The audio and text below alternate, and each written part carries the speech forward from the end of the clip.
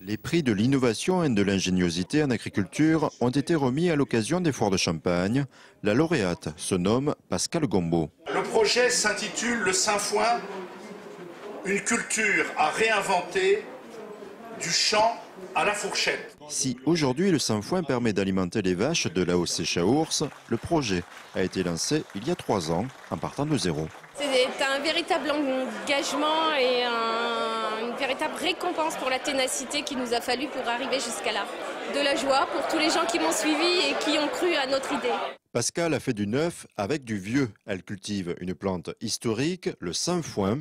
Cette légumineuse encore largement implantée après-guerre avait disparu suite au remplacement des chevaux par les tracteurs. L'idée, elle va à Bruno Robert, agriculteur à Vailly, qui est le premier à parler de sainfoin et pourquoi on ne ferait pas du sainfoin pour la filière de déshydratation. Et j'ai passé des nuits sur Google à chercher pourquoi le sainfoin et pourquoi pas. Et là, je me suis aperçue que tout le monde au niveau mondial travaillait sur le sainfoin et qu'il y avait une richesse scientifique et bibliographique énorme.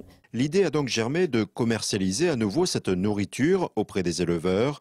Avec un autre cultivateur, Pascale a créé en 2007 l'entreprise Multifolia. Les vertus du sainfoin ont rapidement séduit. À la fois résistance à la sécheresse, résistance aux insectes, qui s'installent relativement bien, mais qui a surtout des propriétés nutritionnelles assez méconnues, des structures assez complexes qui lui confèrent des propriétés antiparasitaires. Un plus pour les vaches de l'AOC Chaours qui rejettent également moins de méthane. Les abeilles et les animaux sauvages raffolent de la plante. 2 groupements de développement agricole ont collaboré à la réussite de ce projet. Il n'existe actuellement plus que 3 variétés au catalogue français. Donc le choix était déjà restreint. On a regardé un petit peu les densités de semis parce que là aussi on partait un peu dans l'inconnu.